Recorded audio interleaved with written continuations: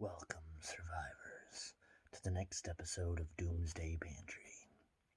Tonight, we will be making overnight oats.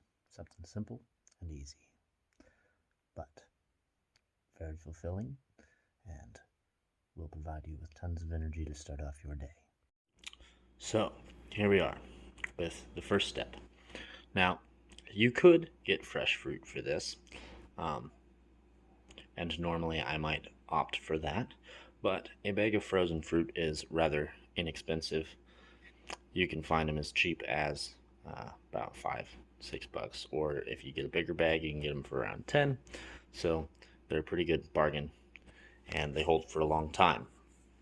Now, what you're going to do if you've got fresh fruit is skip this step. If you've got frozen fruit like I do, though, you're going to take a small container and the frozen fruit, and then we are going to take it to the sink. Ignore the dirty dishes. You're going to turn on cold water. You're going to fill up that container until it's almost full. And then you're going to turn your water down to a very, very low run. Ideally, what you're getting here is, as you can see, the water trickling out of the side, but the blueberries not. Blueberries will float. Other fruits, I'm not entirely certain because I use blueberries mostly for this method.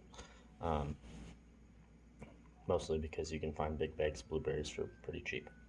So, we're going to let this go for about 20 minutes, and then we'll come back to it and check it out. Alright, so while I was waiting for the blueberries to thaw, I gathered my oatmeal, my milk for one of the jars, and my 2 jars. I'm going to show you 2 ways to do this. You can do this with water, or you can do this with milk. So, the first step is just to add a little bit of oatmeal. I usually go for, about half a jar of oatmeal. And then we're going to add some blueberries. As you can see, I've filled most of the rest of the jar with blueberries. Now what's going to happen here is you're going to add your liquid, whether it be water or milk, and you're going to fill it basically up to the bottom of the seal of the jar. So below that rim right there, right about there. As you are doing this, if you see, well, it's not going to do it this time, but when you first start pouring it in, it's not going to immediately sink down into the oatmeal, and so you're going to have to wait for a second before you pour in more. But that's about the level you're going for, whether it's milk or water. I'll do the water next. As you can see, they are now both full of water. Now all you have to do is cap them.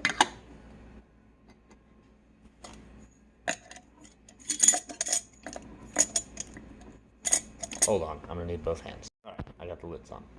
So, you're going to want to make sure that that lid is on there tight, because the next step, which isn't super crucial, but I think is the most fun part, is to grab your jar and shake it up until you can see blueberries in various parts of the jar. That's for when you open it up tomorrow morning and you go to eat it, so that all your blueberries aren't right on top.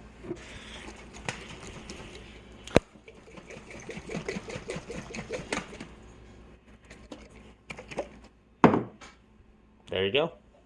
Now you've got a jar of oatmeal with fruit in it.